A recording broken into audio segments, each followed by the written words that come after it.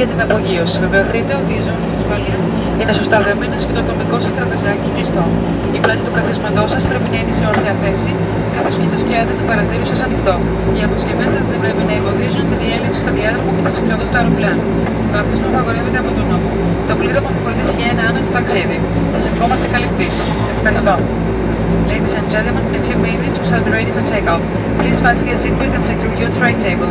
Bring your seat back to a fully upright position and open your window shade. Your luggage is not obstruct the island exits of the aircraft.